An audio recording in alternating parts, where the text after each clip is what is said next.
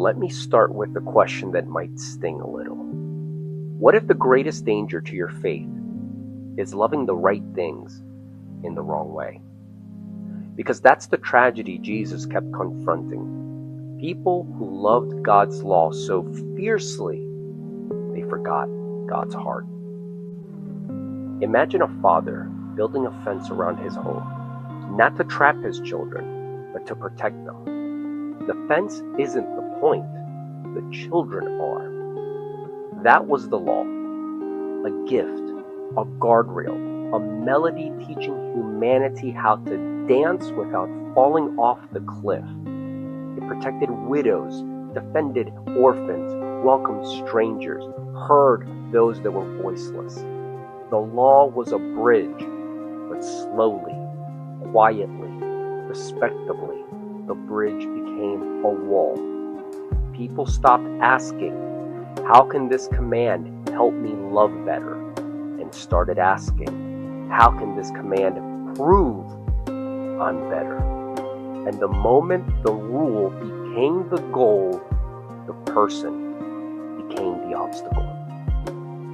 Picture it. A group of hungry men walking through a field. They pluck grain. They eat. It's Sabbath.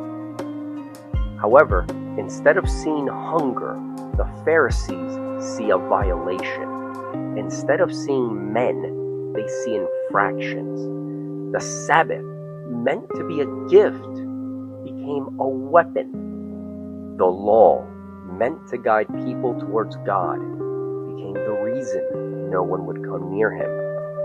The scoreboard mattered more than the suffering. The rule mattered more than the relationship. It's easy to villainize ancient Pharisees.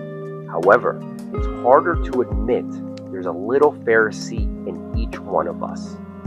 He appears when we quote the truth, that our eyes are dry, when we enforce standards and never ask for someone's story, when we celebrate correction but ignore the crushed.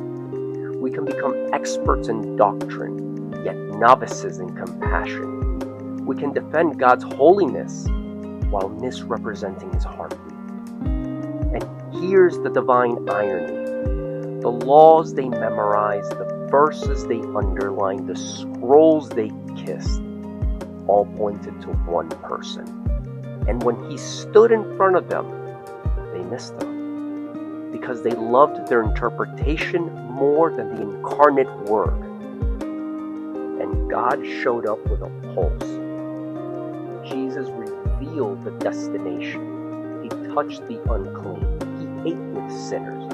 He healed on the Sabbath. He wept at graves. Holiness is not fragile. It doesn't catch sin like a virus. It invades darkness like a light. So here's the question that lingers.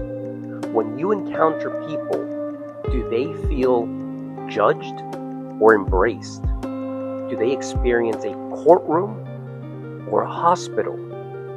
Because the law can diagnose the wound, but only love can stitch it closed.